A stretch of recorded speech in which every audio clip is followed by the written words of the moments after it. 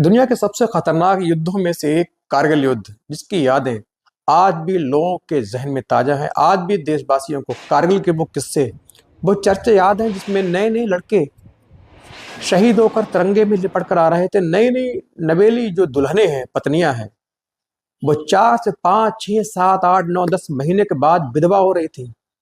उनके पतियों के शव तिरंगे में लपेट कर शहीद होकर वापस घर आ रहे थे। पूरे देश में हाहाकार था, गुस्सा था।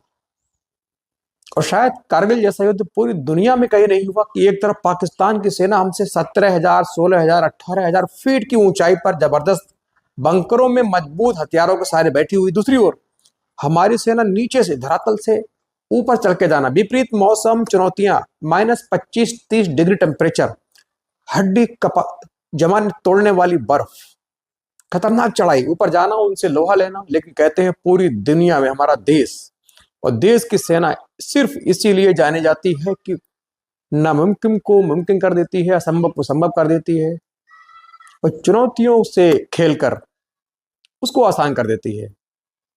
हमारी सेना ने वो कर दिखाया जो पूरी दुनिया में कोई ना कर सका। पाकिस्तान को उनके घर में घुसकर खदेड़ दिया, अपनी चोटियों को फिर से खाली कर दिया। लेकिन इस दौरान हमारे कई सैनिक शहीद हुए, कई सैनिक जिन्होंने अपनी जान पर खेलते हुए हमारे देश के लिए प्राणों की बाजी लगाई, पीछे न हटे, शहीद हुए, बहुत वीरगति को प्राप्त हुए, कई अजय हुए।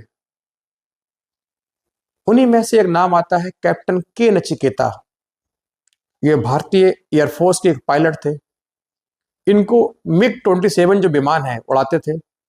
उस वक्त आज की तरह MiG-27 में डबल इंजन नहीं हुआ करता था, सिंगल इंजन था।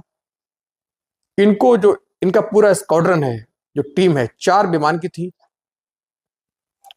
पायलट के नचिकेता अपने टीम के साथ 27 जून को इनको जो चोटी है, माफी चाहूंगा, 27 मई 1999, 27 मई को इनको बटालिक क्षेत्र में 17,000 ऊंची चोटी पर, जो बहुत दुर्गम थी, वहां दुश्मन मजबूत स्थिति में बहुत बड़े बड़े हथियार लेकर, एम्यूनेशन के डैम्प लेकर हमारे देश पर हमला कर रहा था।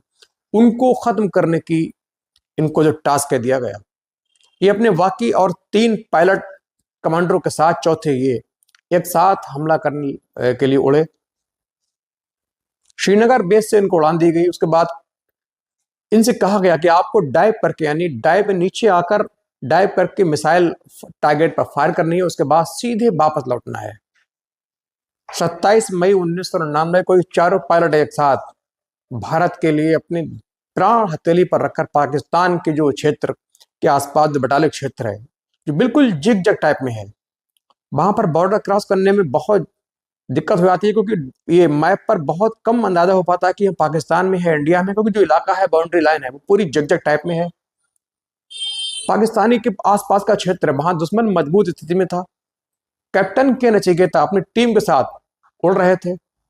मन में विश्वास था कि जीत कर लौटेंगे। मन में ये उम्मीद थी, उमंग थी, देशभक्ति की भावना थी कि आज पाकिस्तान के जो ठिकाने हैं उनको बर्बाद करके लौटेंगे। 17,000 फीट के ऊपर इनका विमान जो है 1100 किलोमीटर पर आवर की स्पीड से तेजी से चल रहा था। जैसे ही बटालिक क्षेत्र पहुंचे, इन्होंने डाइव की, विमान को नीचे लाए और टारगेट के बहुत करीब जाकर लगातार मिसाइल फायर की, फायरिंग करते रहे। उसके बाद तुरंत फायरिंग करके वापस उन्होंने विमान को मोड़ा और जैसे ही ऊंचाई की ओर विमान ले गए, तभी अचानक इनका जो एयरक्राफ्ट है उसके इंजन बंद हो गया, उसने काम करना बंद किया। इन्होंने फिर से एक बार इंजन को स्टार्ट करने की कोशिश की, लेकिन स्टार्ट नहीं हुआ। और उस वक्त आज की तरह बहुत हाईटेक विमान नहीं थे, उस वक्त उनमें सिंगल इंजन हुआ करता था। अब इनका जो विमान है तेजी से नीचे पहाड़ियों की ओर गिर रहा था। इनको लगा कि कुछ सेकंड के बाद शायद विमान टकरा कर चकनाचूर होगा, इसीलिए उन्होंने फौरन इजेक्ट करने की सोची, इजेक्शन का बटन दबाया और बहुत जल्द इनके विमान ने इनको पैरासूट सहित बाहर फेंक दिया। चूंकि बॉर्डर एरिया था, अभी उड़ते हुए पैरासूट के सहारे सीधे पाकिस्तान की सीमा में इन्होंने लैंड किया, वहां गिरे। पाकिस्तानी सेना ने इनको देखा।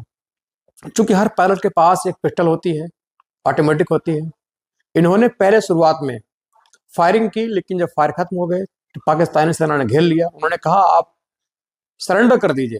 इन्होंने अपना जो पिस्टल खाली फेंक दिया, हाथ ऊपर कर दिए। फिर पाकिस्तानी सेना ने इनको पकड़ा पकड़कर सीधे अपने जो स्टेशन हेडक्वार्टर है वहां ले गए। वहां इनसे पूछताछ हुई, टॉर्चर किया गया। उसके बाद इनको रावलपिंडी की जेल डाला गया। वहां इनको तरह तरह की यातनाएं दी गई। कैप्टन के नचिकेता कहते हैं कि मैंने उस बार सोचा था कि इससे अच्छा तो मेरी मौत हो जाए। मौत मुझे ज्यादा आसान लग रही थी उनके जो उत्पीड़न है उसके मुकाबले।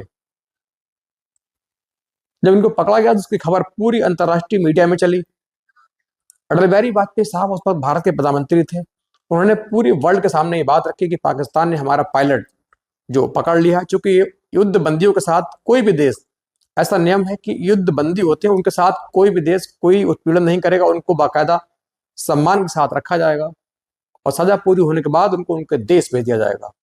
अटल बिहारी साहब ने फौरन अंतर्राष्ट्रीय मीडिया पर इतना दबाव बनाया, पूरे देश के जो राष्ट्राध्यक्ष हैं उनसे पाकिस्तान पर दबाव बनवाया। उसके बाद पाकिस्तान से 8 दिन के बाद कैप्टन के नचिकेता को बाघा बॉर्डर के जरिए, अमृतसर अटारी बाघा बॉर्डर के जरिए, जहां से पाकिस्तान हिंदुस्तान की ट्रेन चलती थी, उसी बॉर्डर पर लाकर छोड़ा गया।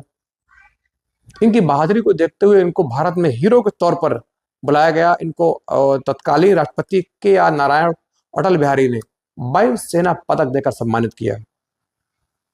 आज कैप्टन के नचिकेता एयरफोर्स से रिटायर हो चुके हैं, लेकिन भारतीय विमानन सेवा, भारतीय जो विमानन में जो एयर इंडिगो फ्लाइट है उसको उड़ा रहे हैं। लगातार वो एयर इंडिगो की फ्लाइट उड़ाते हैं और अक्सर वो इंटरव्यू में ये बताते हैं किस तरीके से उन्होंने भारत के लिए अपनी जान हथेली पर रखकर पाकिस्तान के अंदर जब उनको पकड़ा गया तो उनसे बहुत मुंह खुलवाया गया, बहुत टॉर्चर किया गया कि पाकिस्तान आप इंडिया के नक्शे बताओ कहाँ हो, किस तरीके से आपके नक्शे हैं, क्या तजवीज़ है, आपके जो अम्नेशन है उनके ठिकाने क्या है। लेकिन इस वीर जवान ने उनकी एक न कबूली, एक बात न सुनी, अपनी जबान को बंद कर लिया।